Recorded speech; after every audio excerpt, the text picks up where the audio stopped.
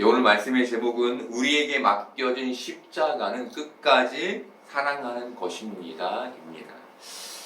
뒤로 넘어져도 코가 깨진다라는 말이 있죠. 그렇죠? 이 말은 운이 없을 때는 아무리 조심해도 예상 밖의 일들을 만나게 되고 피해를 피하려 해도 피할 수 없게 된다라는 뜻입니다.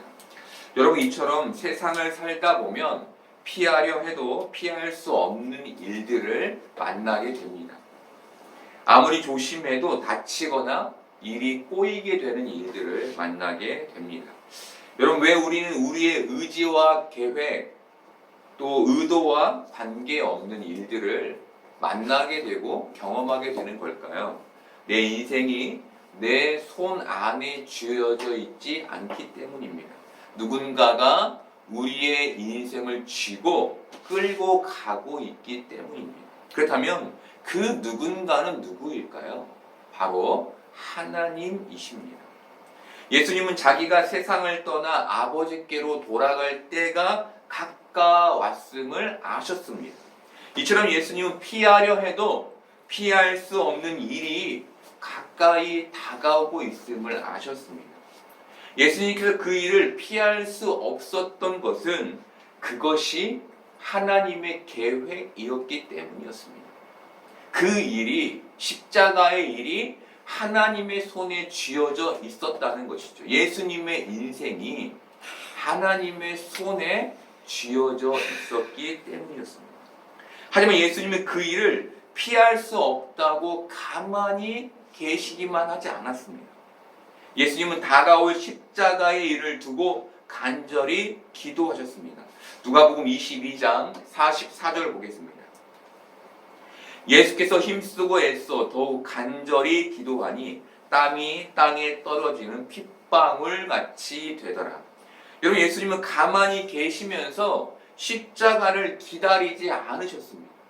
어디 올 테면 와봐라, 될 대로 되라 라는 식으로 가만히 계시지 않았던 것이죠. 간절히 기도하시며 기다리셨습니다. 그런데 그 기도는 담대히 십자가를 지겠습니다, 제가 십자가를 져서 저들을 구원하겠습니다 라는 내용이 아니었습니다. 예수님은 우리가 기대하는 그 하나님의 모습의 기도를 하나님께 드리지 않았습니다. 누가복음 22장 42절 보겠습니다. 가라사대 아버지여, 만일 아버지의 뜻이거든 이 잔을 내게서 옮기시옵소서. 그러나 내 원대로 마옵시고 아버지의 원대로 되기를 원하나이다. 여러분, 예수님이 왜 이렇게 나약한 기도를 하신 걸까요? 십자가를 지기 위해 오셨고 뻔히 십자가를 질 것을 아셨는데 왜 이제라도 이 십자가형을 내게서 걷어달라고 하나님께 기도하셨던 걸까요? 예수님이 정말 연약하셨던 걸까요? 아닙니다. 그 이유는 예수님이 완전한 인간이셨기 때문이었습니다. 여러분, 두려움은 신의 감정이 아닙니다. 두려움은 인간의 감정입니다. 그중 가장 큰 두려움은 죽음의 두려움이죠. 성경에는 기록되어 있지 않지만 예수님은 자라면서 십자가형의 그 잔혹함을 보았거나 적어도 들었을 겁니다. 그 고통의 울부짖음, 그 십자가 위에서의 그 고통의 울부짖음을 들었거나 보았을 겁니다. 예수님은 바로 그 인간의 두려움에 참여하시는 겁니다. 인간의 두려움에.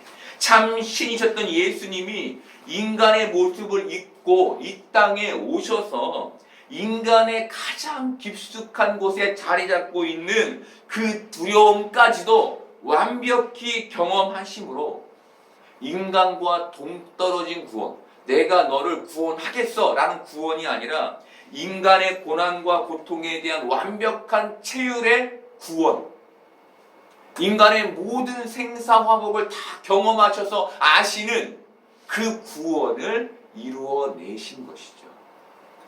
여러분, 우리를 한번 보십시오. 우리는 고난과 고통이 올 것을 모릅니다. 모를 때는 태평하게 삽니다. 하지만 고난과 고통이 닥치면 어떻습니까? 기도하기 시작하죠. 어떤 기도입니까? 하나님, 제발 이 문제를 해결해 주십시오. 하나님, 저를 제발 좀 이 고통에서 건져 주십시오. 라고 기도하게 됩니다. 바로 이런 인간의 두려움까지 예수님이 참여하시면서 내가 너를 그 두려움에서 건져낸 그 그리스도야, 구원자야 라는 삶을 우리에게 보여주시는 것이죠. 여러분, 예수님이 굳이 왜 이 두려움에 인간만이 가지고 계신 그 있는 두려움에 참여하신 걸까요? 우리를 사랑하셨기 때문입니다. 완전한 하나님이신 예수님께서 우리를 사랑하심으로 신의 입장에서가 아닌 인간의 입장에 서신 것이죠. 그래, 내가 네 삶을 알아. 그래, 내가 네 외로움을 알아. 그래, 내가 너의 가난함을 알아. 내가 너를 바로 거기에서 건져낼 그 삶을 살아낸 예수 그리스도, 너희를 구원할 주야 라는 것을 우리에게 알려주시는 겁니다. 여러분, 예수님이 우리를 어떻게 사랑하신 겁니까? 우리를 사랑하시되 끝까지 사랑하신 겁니다. 성경은 십자가에 달려야 할 것을 아신 예수님이 세상에 있는 자기 사람들을 사랑하시되 끝까지 사랑하셨다라고 기록합니다. 여러분, 이 끝사랑의 정점이 무엇입니까? 십자가인 것이죠. 이 끝사랑의 정점이. 예수님은 우리를 죽기까지 사랑하신 겁니다. 죽기까지. 2003년 2월에 대구 지하철 화재 사건이 있었습니다. 이 사건으로 인해 192명이 사망했고 151명이 다쳤습니다. 이때 죽음을 감지한 사람들이 가족들에게 남긴 문자 메시지가 뉴스를 통해 보도되었는데 그 모든 내용이 사랑한다 또는 많이 사랑해주지 못해 미안하다라는 내용이었습니다. 여러분, 죽음을 앞둔 사람들이 왜 사람들에게 이런 문자 메시지, 가족들에게 이런 문자 메시지를 보낸 걸까요? 죽음 앞에서 가장 후회되는 것이 더 사랑하지 못한 것이었기 때문일 겁니다. 더 사랑하지 못한 것. 여러분, 우리는 언제 죽을지 모르죠. 그렇죠? 근데 이 말은 어떤 뜻이 있습니까? 반드시 죽는다는 뜻을 가지고 있습니다. 반드시 죽는다.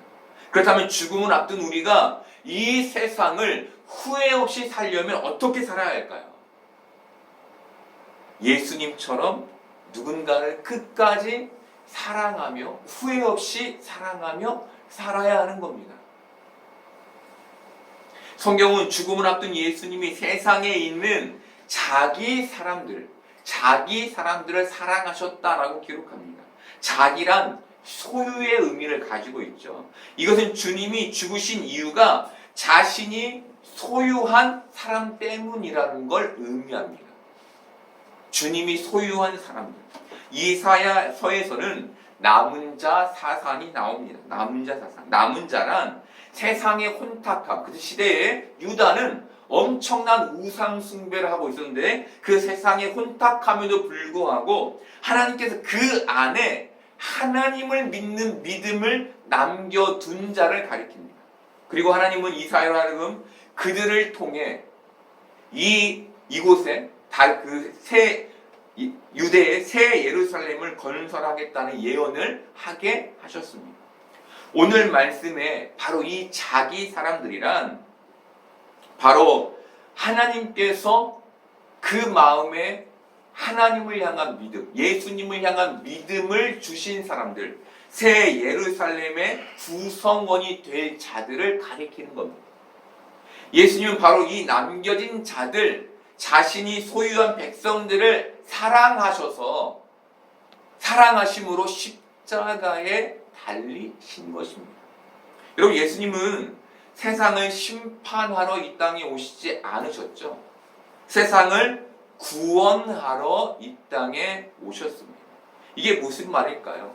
남겨진 자, 자기 소유를 위해 이 땅에 오셨다는 겁니다. 누군가를 버리기 위해 온 게 아니라 내 소유된 백성을 건져내기 위해 이 땅에 오셨다는 거예요, 여러분. 다시 말해 남겨진 자들을 바벨론이라는 세상에서 건져내시기 위해서, 남겨진 자들에게 새 예루살렘을 선물하기 위해서 이 땅에 오신 거예요. 그런데 꼭 예수님이 죽으셔야 했을까요? 그냥 건져내도 되잖아요. 예수님이라면, 하나님이라면 굳이 돌아가실 이유가 없는 거잖아요. 여러분, 예수님의 오실 길을 예비했던 세례 요한은 예수님에 대해 이렇게 말해줍니다. 마태복음 3장 11, 12절을 보겠습니다. 나는 너희로 회개케 하기 위하여 물로 세례를 주거니와 내 뒤에 오시는 이는 나보다 능력이 많으시니 나는 그의 신을 들기도 감당치 못하겠노라. 그는 성령과 불로 너희에게 세례를 주실 것이요 손에 키를 들고 자기의 타작마당을 정하게 하사 알곡은 모아 곡간에 들이고 쭉정이는 꺼지지 않는 불에 태우시리라. 여러분, 이 말씀에서 알곡은 믿음을 받아 성령 세례를 받은 남은 자들을 가리킵니다. 즉 오직 예수님을 믿음으로 성령의 죄 씻음을 받은 남겨진 자만을 곡간에 들인다는 것은 그 알곡만이 자기 소유임을 말하는 겁니다. 알곡. 여러분, 알곡만 건져서 어떻게 합니까? 곡간에 들이잖아요. 그것만이 자기 소유인 거예요. 하지만 믿음을 받지 못해서 성령의 죄 씻음을 받지 못한 사람들은 어떻게 됩니까? 불에 태워지게 되는 겁니다. 바로 이 알곡과 쭉정이의 구분, 소유냐 소유가 아니냐의 이 구분이 오직 십자가의 대속 단 한 번의 희생 제사로만 이루어지기 때문에 예수님께서 알곡을 위해 십자가를 지신 겁니다. 오직 그 십자가의 대속만이 내 소유냐 아니냐를 가릴 수 있는 기준인 거예요.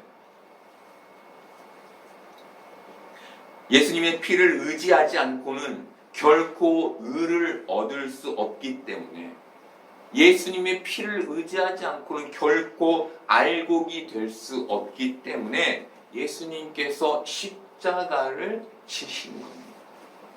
여러분, 이것이 바로 예수님이 자기 사람들을 사랑하시되 끝까지 사랑하셨다라는 말씀의 의미인 겁니다. 여러분, 예수님의 자기 사람들은 현재 누구를 가리킬까요? 이 자리에 앉아있는 우리를 가리킵니다. 자기 사람들이란 우리를 가리키는 거예요. 이 자리에 앉아있는 우리가 하나님의 선택을 받은 남은 자인 겁니다. 그렇다면 우리는 이 땅에서 어떻게 살아야 할까요? 답은 간단하죠. 믿음으로 살아야 합니다. 믿음으로. 그렇다면 믿음으로 산다는 건 어떤 걸까요? 예수님을 마음에 품고 예수님처럼 사는 것을 말합니다. 그렇다면 그 삶이 무엇일까요? 오늘 예수님이 자기 사람들을 끝까지 사랑하셨듯 우리도 우리에게 맡겨진 사람들을 끝까지 사랑함으로 살아내는 겁니다. 그런데 여러분, 사람을 사랑하며 산다는 게 쉽습니까? 쉽지 않습니다. 정말 사랑할 수 없는 사람들이 있기 때문이죠. 도저히 나의 깜냥으로는 품을 수 없는 사람들이 있어요. 그래서 사랑이 쉽지 않은 거예요. 우리는 원수도 사랑하는 예수님의 말씀 때문에 세상을 살아가기가 참 부담스럽습니다. 말씀을 지키자니 쉽지가 않고 말씀을 안 지키자니 마음이 무거운 거죠. 마치 죄를 짓는 것 같은 기분을 느끼는 거예요. 그래서 어떻게든 사랑하려고 애쓰며 삽니다. 그런데 결국 어느 자리까지 가게 됩니까? 사랑해내지 못하는 곳에 다다르게 되죠. 아, 안 되는구나. 아, 진짜 내 힘으로 할 수 없구나. 라는 자리까지 다다르게 되는 겁니다. 이때 우리 안에는 하나님, 내가 이렇게 저 사람 때문에 힘든데 저 사람을 끝까지 사랑해야 합니까? 라는 마음이 생깁니다. 여러분, 우리가 이렇게 사랑이라는 걸 해내야 하는 것으로 생각하는 이유가 뭘까요? 사랑을 도덕적이고 윤리적인 것으로 접근하기 때문이에요. 불교에서 말하는 인, 참고 참아 라는 식으로 사랑을 이해하는 거예요.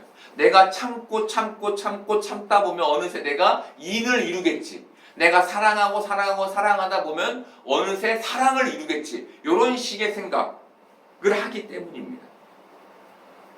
그리고 무엇보다 내가 내 스스로 그 사랑을 이룰 때 내가 참 괜찮은 사람같이 느껴지고 또 사람들로부터 괜찮은 사람이라는 인정을 받게 되는 게 좋기 때문에 그 사랑을 계속 어떻게 해서든 발버둥 쳐서 이루어내려고 하는 것이죠. 그런데 여러분, 이것은 성경적인 사랑이 아닙니다. 성경적인 사랑이 아니에요. 그렇다면 성경적인 사랑은 뭘까요? 다른 말로 성경적인 신앙은 뭘까요? 두 가지로 생각해 볼 수 있는데, 첫 번째는 원수를 사랑해내지 못하는 나를 하나님 앞으로 끌고 가는 겁니다. 그럼 대단히 중요한 거죠. 내가 원수를 사랑해내지 못함에 하나님께 송구스러운 마음을 갖고 하나님 앞으로 나아가는 몸부림의 신앙을 갖는 것, 이것을 하나님 원하시는 거예요. 너 끝까지 그 사람을 사랑해내야지가 아니라, 아니 너 그 사람 사랑해내지 못하지, 그래 알아, 그러니까 나에게 와, 나를 붙잡아. 이게 하나님이 우리에게 말씀하시는 신앙의 모습이라는 거예요. 여러분, 예수님은 이것을 가난한 마음이라고 정의하셨습니다. 가난한 마음. 여러분, 마음이 가난하다는 것은 하나님을 필요로 하는 마음, 하나님을 찾게 되는 마음을 가리킵니다. 반대로 마음이 부하다는 것은 하나님을 찾지 않는 마음, 하나님을 필요치 않는 마음을 말해요.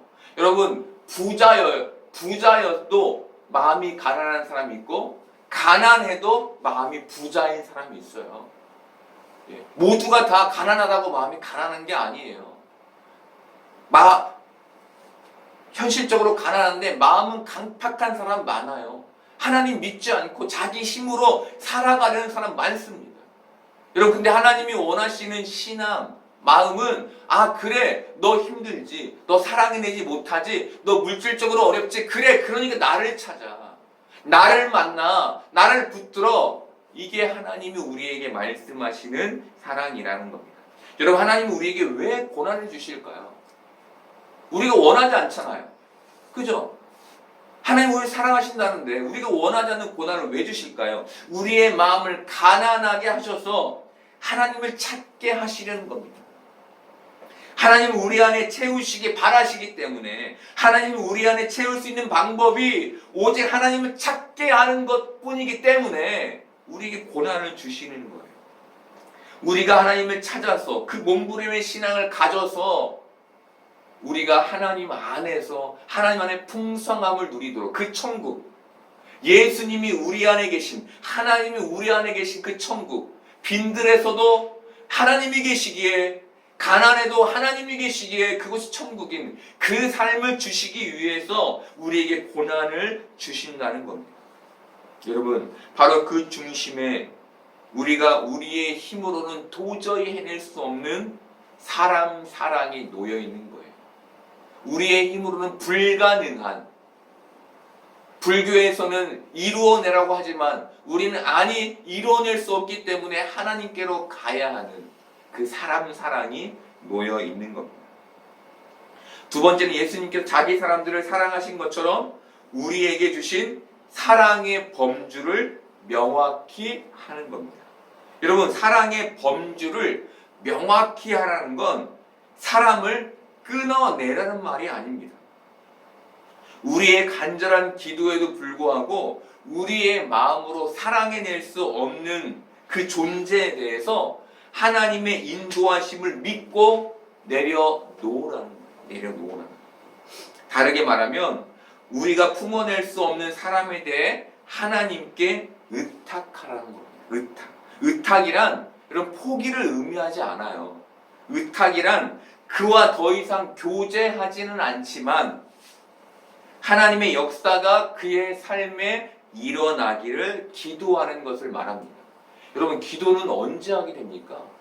여러분, 사랑해야 하게 되는 거예요. 미운데 기도가 됩니까? 저기 원수가 있어요. 도저히 나는 품어낼 수 없는 사람이에요. 하나님께 아무리 가지고 가도 도저히 내 마음으로 받아들여지가 않고 내 마음이 너무나 황량해져요. 그거 어떻게 해야겠어요?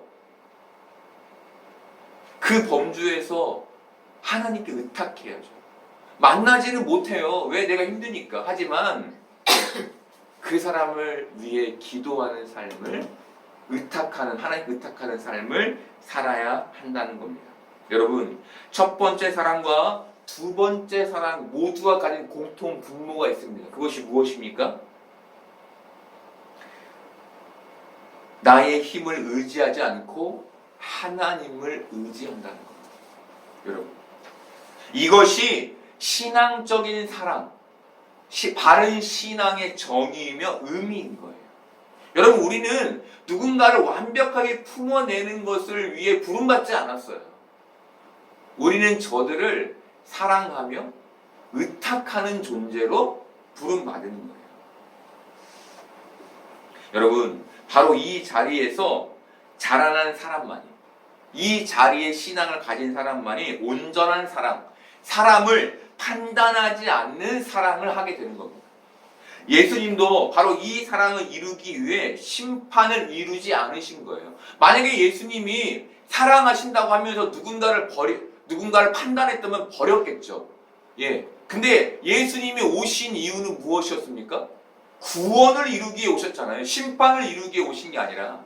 그렇죠? 예수님께서 구원을 이루기 위해, 사람을 사랑하기 위해 이 땅에 오신 거예요. 여러분, 예수님은 자기 사람들을 사랑하시되 끝까지 사랑하셨습니다. 그중 한 사람이 삭개오였어요. 삭개오. 누가복음 19장에는 세리장이었던 삭개오가 나옵니다. 그 당시 이스라엘은 로마의 속국이었고 세금을 걷어 로마에 바쳐야 했습니다. 이때 국민들에게 세금을 걷는 일을 세리들이 했습니다. 그런데 이들은 사람들에게 국가에서 바치라는 세금의 2배 내지는 3배까지를 징수했습니다. 그래서 사람들은 세리를 죄인 취급했던 거예요. 저 못된 것들. 그런데 삭개오는 세리들 중에 무엇이었습니까? 장이었죠. 이것은 그가 돈을 사랑했던 사람인 것을 보여줍니다. 그런데 그렇게 돈을 사랑했던 사람들이 예수님을 만나서 어떻게 됩니까? 변화되죠. 누가복음 19장 8, 9절 보겠습니다. 삭개오가 서서 주께 여짜오되 주여 보시옵소서 내 소유의 절반을 가난한 자들에게 주겠사오며 만일 이것을 토색한 일이 있으면 4배나 갚겠나이다. 예수께서 이르시되 오늘 구원이 이 집에 이르렀으니 이 사람도 아브라함의 자손이미로다. 예수님의 사랑에 삭개오는 자신의 소유 절반을 가난한 자들에게 나누어 주며 누군가의 것을 빼앗았다면 4배나 갚겠다고 말합니다. 이것은 삭개오가 예수님의 사랑으로 인해 죄인에서 의인으로 변화됨을 의미합니다. 변화됐음을 의미합니다. 삭개오의 마음이 하나님의 사랑으로 회복된 것이죠. 사람들이 삭개오를 죄인으로 정죄할 때 예수님은 삭개오를 정죄하지 않으셨습니다. 여러분, 정죄하지 않았다는 것은 무슨 의미입니까? 온전히 사랑했다라는 의미입니다. 예수님이 하나님의 사랑으로 삭개오를 사랑하신 거예요. 이 사랑의 회복이 삭개오를 통해 주위의 사람들에게 영향을 끼치게 된 겁니다. 그리고 바로 이렇게 변화된 하나님의 사랑을 회복하여 주위의 사람들에게 영향력을 끼치게 된 이 사람을 향하여 오늘 구원이 이 집에 이르렀다고 예수님이 말씀하신 거예요. 여러분, 구원이 이르렀다라는 말의 의미가 바로 이것인 거예요. 예수님은 바로 이 구원을 우리에게 주시기 위해, 우리를 사랑하시기 위해 이 땅에 오신 겁니다. 그리고 우리를 십자가에서 끝까지 사랑하신 거예요. 여러분, 우리도 예수님이 십자가 사랑으로 인해 죄인에서 의인으로 변해가는 사람들이죠. 하나님의 사랑을 회복하게 됐고 구원을 받았다는 말을 들은 사람들이죠. 여러분, 우리의 구원이 어떻게 이루어진 겁니까? 예수님이 우리를 정죄하지 않으시고 우리를 사랑하시되 끝까지 사랑하심으로 우리가 구원을 받게 된 것이죠. 여러분, 이렇게 구원을 받게 된 우리가 이 땅을 어떻게 살아야 할까요?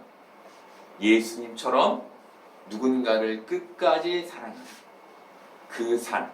앞서 말한 것처럼 내가 사랑을 낼 수 없는 자들 때문에 하나님께로 나아가고 그 범주 안에서 하나님께 의탁하는 그 끝까지 사랑하는 삶을 살아내야 하는 겁니다. 여러분, 우리는 죽음을 눈앞에 둔 존재입니다. 앞서 말씀드린 것처럼 죽음 앞에서 우리가 해야 할 일은 후회 없는 사랑뿐입니다. 후회 없는 사랑. 여러분, 예수님께서 십자가의 죽음 앞에서 우리를 사랑하시되 끝까지 사랑하신 것처럼 우리도 누군가를 사랑하되 끝까지 사랑하기를 바랍니다. 그것이 십자가의 짐 같은 고생일지라도 잘 감당하기를 바랍니다. 그래서 여러분을 통해 하나님의 선택을 받은 사람들이 하나님의 사랑을 경험하게 되고 그들이 회복되어 하나님께 돌아오게 되며 그들이 구원받았다는 말을 듣게 되고 그들을 통하여 또 다른 영혼들이 하나님께로 부름을 받는 놀라운 영향력을 끼쳐지는 일들이 생겨나기를 원합니다. 그래서 여러분들 통해 하나님 나라가 회복되고 교회에 하나님 나라가 회복되며 세상에 하나님 나라가 회복되는 놀라운 일들이 있게 되기를 소망합니다.